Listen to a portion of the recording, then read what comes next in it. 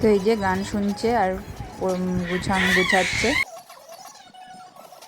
ওর বোন চেঁচাচ্ছে আর ও গান শুনছে আর গুছাচ্ছে। তো ভালোই, মোটামুটি যা গুছিয়েছে ওর বয়স আন্দাজে যথেষ্ট ভালো। আর যদি ব্লগটা আপনাদের ভালো লেগে থাকে লাইক শেয়ার সাবস্ক্রাইব করবেন। দেখা হবে আরও একটি ব্লগ।